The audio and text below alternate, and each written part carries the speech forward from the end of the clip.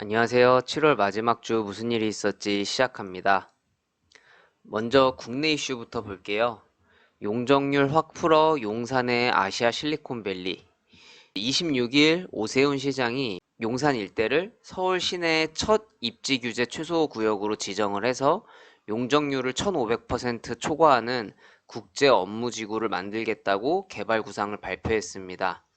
직주 혼합 도시를 조성하고 글로벌 기업 입주 유도와 용산역 부근 모빌리티 허브를 만드는데 UAM, GTX, 그리고 지하철 등으로 대중교통 환승 거점으로 최첨단 미래 산업 도시를 만들겠다고 했습니다. 여기서 입지 규제 최소 구역이란 국토교통부 장관이 도시 지역 내에 지정할 수 있는 용도 구역인데요. 이 구역에 대해서는 지정을 하게 되면 건축물의 용도, 건폐율, 용적률 같은 것들을 새로 수립할 수가 있어요. 간단히 말해서 여러 법률 규정을 적용 안 받게 해서 자기 마음대로 도시를 만들 수가 있다는 거죠. 뉴욕의 허드슨 야드처럼 만든다는 계획인데 이 허드슨 야드는 최대 용적률이 3,300%에 평균 1,800% 정도 된다고 합니다.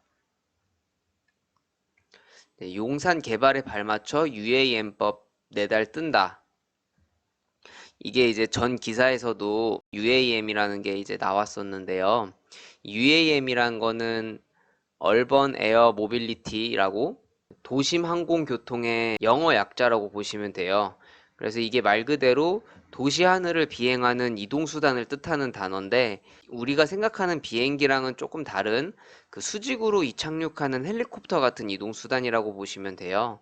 그래서 이 법이 만약에 발의된다고 하면 항공교통 보안이나 이제 각종 규제 법령에 우선하는 특례 조항을 많이 만들 거라고 합니다. 정말 몇 년 뒤면 도시를 오가는 그 비행기 택시가 우리 상공에 떠다니는 날이 올지 모르겠습니다. 진격의 K방산 폴란드의 19조 수출.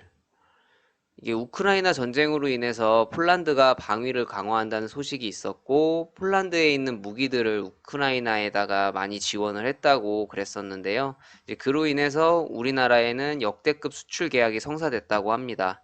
작년 한 해 방산 수출 금액이 10조 정도 된다고 했는데, 폴란드에만 거의 20조 가량의 수출 계약 소식은 우리나라 방산업체들의 엄청난 호재라고 볼 수 있을 것 같습니다. 공정위 외국인 동일인 지정된 미국에서 형평성 문제를 제기할 수도. 이 동일인이라는 게 기업의 실질적인 모든 책임을 지는 사람이다라고 보시면 됩니다.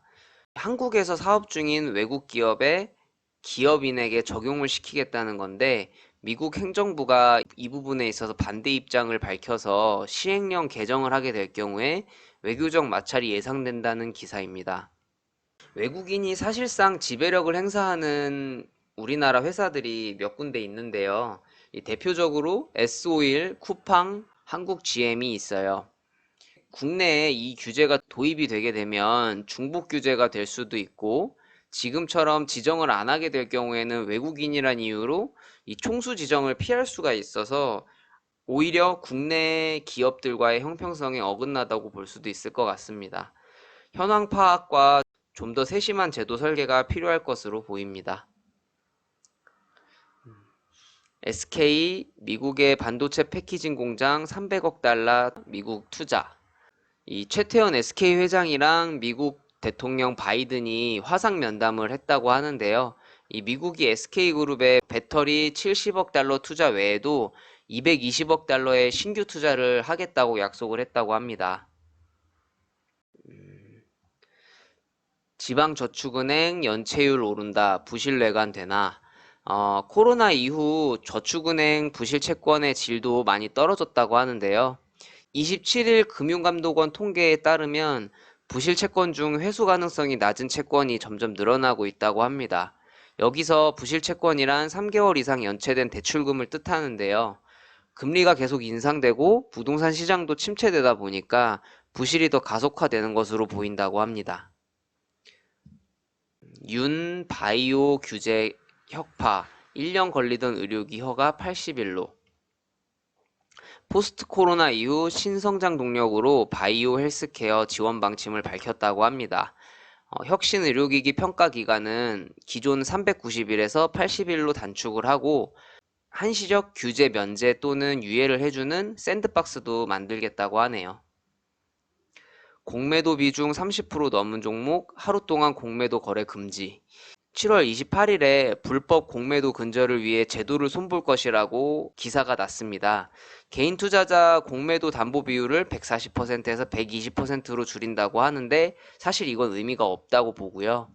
개인 투자자가 할 수 있는 공매도 범위는 기관이나 외국인에 비해 매우 좁은 문이고 사실 개인이 공매도를 많이 해서 시장을 조정한다 이런 거는 더욱 말도 안 되는 얘기라고 봐요. 저는 이 기관이나 외인들이 공매도를 하는 걸로 일시적 낙폭은 더 많이 시킬 수 있을지는 모르나 그것 또한 결국 시장의 흐름이라고 생각을 하는 사람인데요. 오히려 개인한테 공매도 제도를 좀 더 풀어도 되지 않을까 그렇게 생각을 하고 있습니다. 아무튼 담보 비율보다 많은 공매도를 하는 기관이나 외인들을 단속하는 게 중요할 것으로 보여집니다. 다음은 이제 국제 이슈 보도록 할게요. 미국 성장보다 물가, 또 자이언트 스텝. 사실 이 1% 올린다고 하다가 0.75% 반영을 해서 그런가 오히려 타격감이 없는 금리 인상이었다고 생각을 합니다. 주식시장에 미치는 영향도 거의 없었던 금리 인상이고요. 현재 한국이랑 금리 차가 역전되긴 했는데 자본의 유출이 그렇게 갑자기 일어날 확률은 적다고 하네요. 미국 고용 지표가 그렇게 나쁘지 않아서 이같이 금리를 계속 인상하는 쪽으로 FOMC 의원들이 만장일치로 인상 결정을 했다고 합니다. 우크라 정권 교체 본심 드러낸 이 우크라이나와 러시아 전쟁이 되게 오랫동안 지속되고 있는데요.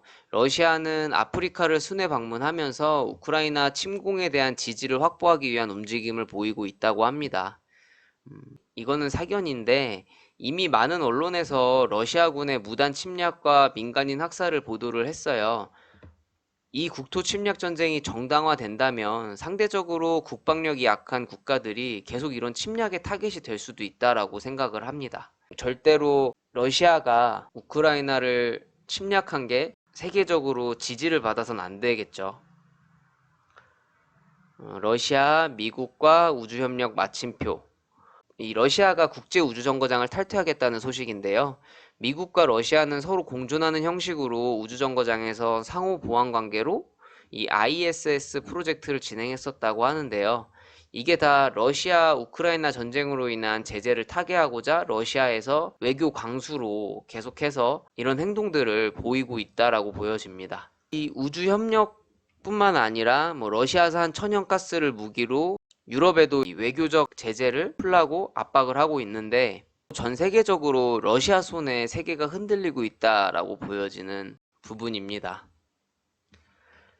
방글라데시도 IMF의 SOS, 스리랑카, 파키스탄 등 이 남아시아 국가들이 좀 심각한 경제난이 닥쳤다고 하는데요.